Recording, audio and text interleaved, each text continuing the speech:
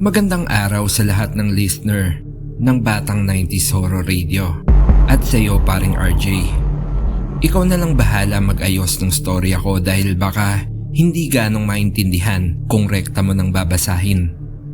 Mabanggit ko lang pala na hindi to kwentong multo o aswang, pero sobrang kaba at takot yung naranasan ko nung mga panahon na to, kaya baka ubra pa rin naman sa channel mo. Bale itago mo na lang ako sa pangalang Onyx. Nangyari tong karanasan ko nung 2008 or 2009 yata. Basta kausuhan yon nung Nokia na cellphone na may camera. Nung mga panahon na yon, piling pogi talaga ako. Maganda kasi yung cellphone ko palagi. Papalit-palit pa dahil uso yung buy and sell nun. 4 o 5 cellphone yung madalas na meron ako. Bumibili kasi ako ng second hand na mura. Tapos ibibenta ko ng may tubo na. Bukod sa cellphone, meron pa akong motor. Dati kasi iba na talaga yung dating mo. Kumbaga plus pogi points na din pag may motor ka. Di tulad ngayon na halos lahat may wheels na. Kumbaga nga nung mga panahon na yon ang taas na ng self-confidence ko pagdating sa mga babae. Ang bilis ko lang kasi makakuha ng chicks. Pero nagbago nga ang lahat sa akin nung minsan akong nakipag-meet sa isang bebentahan ko ng cellphone. Napagkasunduan naming mag-meet sa isang mall sa Valenzuela.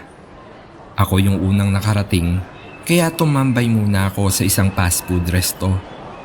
Dinescribe ko na yung sarili ko tsaka yung suot kong damit. Para kung sakaling darating siya pwede niya na akong lapitan na kagad.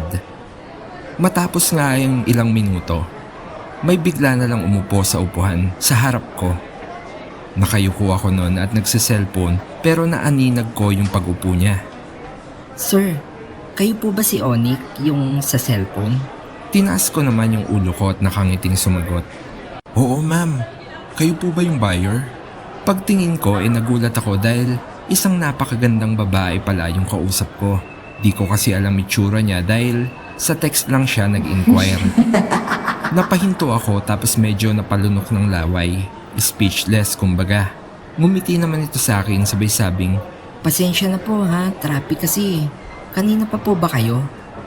hindi naman. Wala pa yatang 30 minutes. Tsaka sanay na ako sa mga meetup. Madalas talaga ako yung naghihintay sa buyer ko Dagdag ko pa. Buy and sell po talaga yung negosyo nyo? Oo ma'am, teka. Kumain na ba kayo ma'am? Baka nagutom na kayo dahil sa traffic. Kumain na ako sir, salamat. Check ko na po yung unit, okay lang ba? Sige po, wait lang. Sagot ko naman. Sabay labas sa dala kong paper bag na pinaglalagyan ko ng box ng cellphone. Ito po ma'am, mint condition po yan. With box tsaka kumpleto ng accessories. Kinuha naman niya ito at nilabas yung phone. Maya-maya pa nga, matapos niya i-check lahat ng features ng cellphone, nagwika itong, Sir, may iba pa ba kayong unit na dala? Ay, wala po ma'am Nasa bahay kasi. Sabi niyo po kasi itong model ng phone na to yung hinahanap niyo.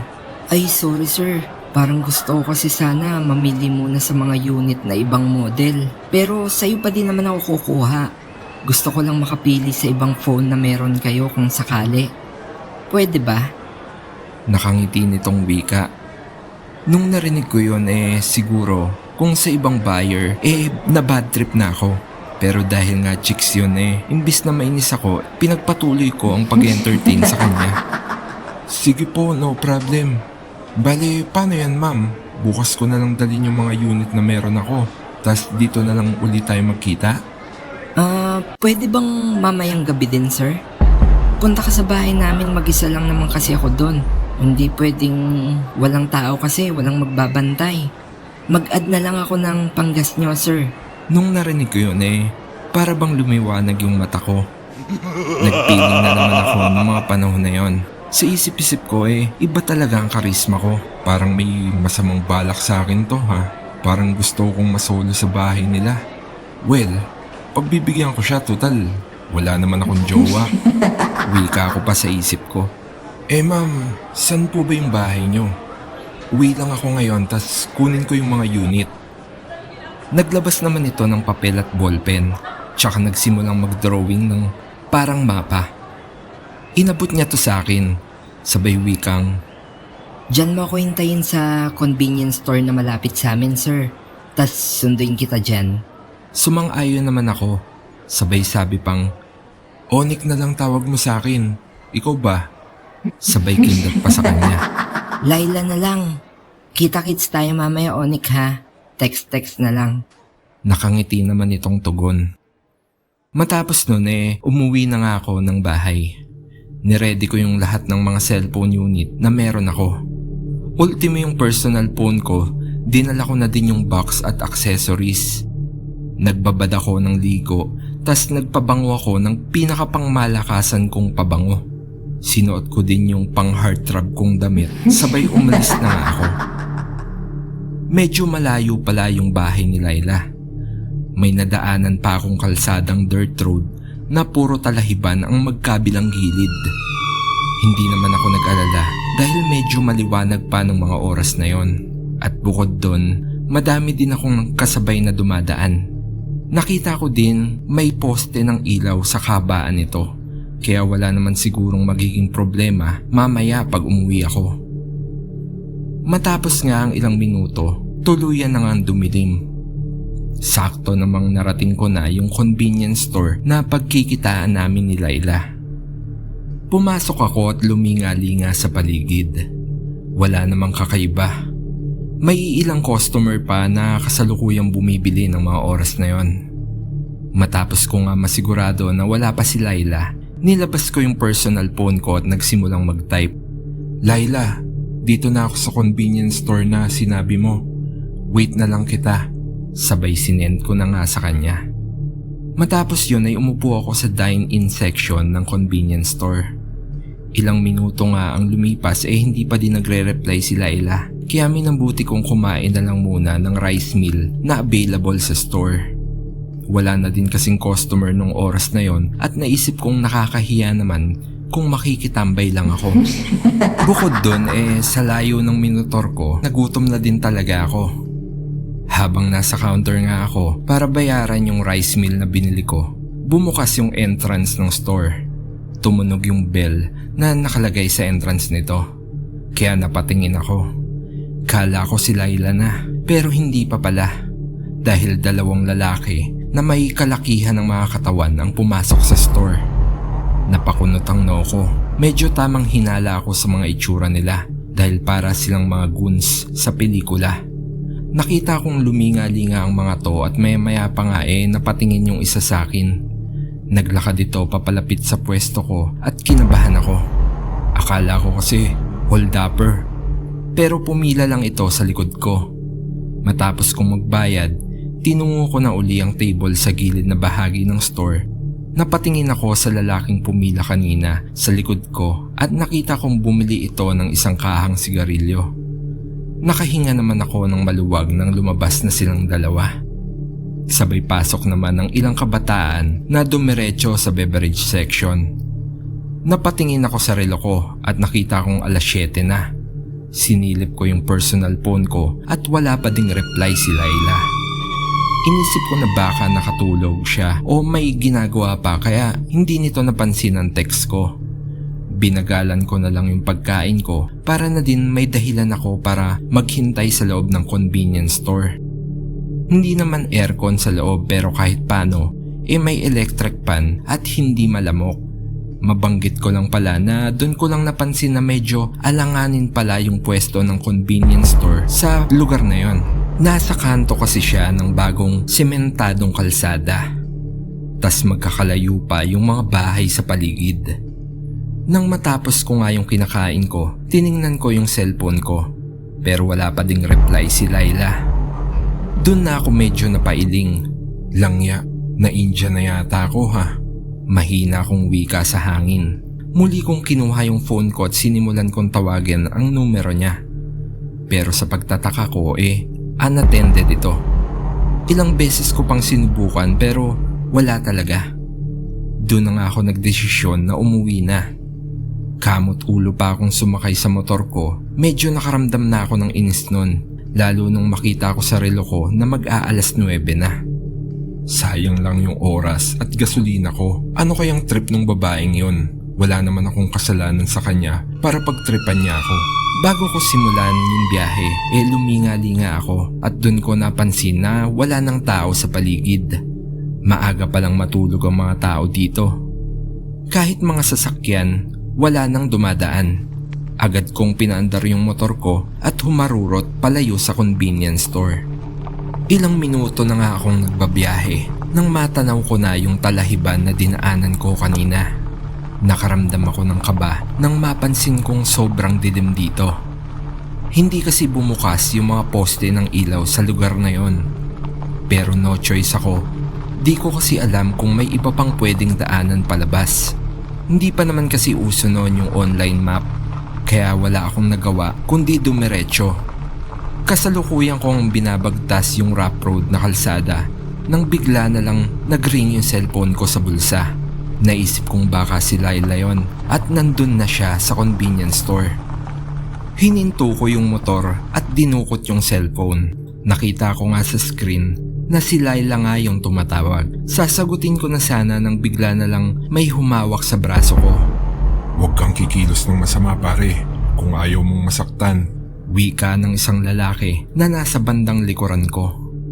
Para akong binuhusan ng malamig na tubig at nakaramdam ng sobrang takot. Lalo pa nang makaramdam ako ng bahagyang pagkirot sa tagiliran ko. Tingin ko isang matalim na bagay ang nakatutok sa akin. At bumabaon na ito sa akin ng bahagya. Naistatwa ako at hindi nakagalaw. Maya-maya pa, isang lalaki uli ang lumapit sa akin. Pinatay niya yung makina ng motor, sabay hinila niya ako pababa. Sobrang dilim, wala akong makita. Maya-maya pa naramdaman kong binuksan ng isang lalaki yung compartment ng motor ko, kung saan nakalagay yung mga cellphone unit na dala ko. Kasalukuyan akong nakadapa sa kalsada nun at nakatukod yung tuhod sa likod ko nung may hawak sa akin. Maya-maya pa nga kinapkapan ako nito at naramdaman kong kinuha nito yung pitaka ko. Pinatihaya ako nito para makapkapan ako ng maigi. Pare, akin na yung flashlight. Wika ng isa sa kanila. Ayaw nga bumukas Sagot naman ng isa. Habang tila tinataktak pa yung tingin kong hawak nitong flashlight nang bigla na lang umilaw at mapatapat sa kasama nito. Dahilan para makita ko ang mukha ng lalaking nakatukod sa akin. Nanlaki ang mga mata ko dahil namukaan ko siya. Siya, yung isa sa dalawang lalaking mukhang goons na nakasabay ko sa convenience store. Napamura ito sa kasama niya, sabay sigaw sa akin na pumikit daw ako. Langya, nakita niyo yung mukha ko pre. Galit na wika nito. Sumagot ako at nagmamakaawang nakiusap. Hindi po boss, di ko po nakita. Hindi po ako magsusumbong, kunin niyo na po lahat ng pera at gamit ko. Please, wag niyo lang ako sasaktan. Nanginginig kong wika. Huwag ka na magmaang-maangan. Nakita mo yung mukha ko Maya-maya pa, bigla na lang akong hinatak sa likod ng kwelyo ko at kinaladkad sa talahiban. Nagmamakaawa pa din ako dahil sa tingin ko mukhang tatapusin na talaga ako ng lalaking may hawak sa akin. Sobrang lakas niya at wala akong magawa kundi kumapit sa mga talahib na pinaghihilahan sa akin kahit pa nga magkasugat-sugat yung mga kamay ko. Maya-maya pa tinulak ako nito sabay tinapatan ako ng flashlight. Akma na sana tong lalapit uli sa akin at uundayan ako ng saksak nang bigla na lang namatay ang hawak niyang ilaw. Ginamit ko na tong pagkakataon para magmadaling tumayo at tumakbo. Hindi ko na makita yung dinadaanan ko sa sobrang taas ng talahib at sobrang dilim ng paligid. Pero wala na akong pakialam. Basta makalayo sa tiyak na kamatayan, gagawin ko ang lahat. Maya-maya pa may nakita akong maliit na barong-barong. Kinatok ko ito nang nagpapanik. Sabay lumabas dito ang isang may katandaang lalaki na may hawak na itak. Nakatutok ito sa akin. Sabay sabing, Sino ka? Anong kailangan mo? Napasalampak na nga lang ako sa lupa. Para bang bigla na lang naubos yung lakas ng tuhod ko. Manong, tulungan niyo ako. Hinolda po ako dun sa talahiban. Nakakahiyaman aminin naiyak na nga ako sa mga oras na yon. Binaba naman ito ang hawak niyang itak, sabay tumawag ito sa kasama nito sa bahay. Binigyan ako ng tubig at maya-maya pa nga nagpresenta ito na dalhin ako sa malapit na presinto. Nagpakilala ito sa akin bilang Manong Orly.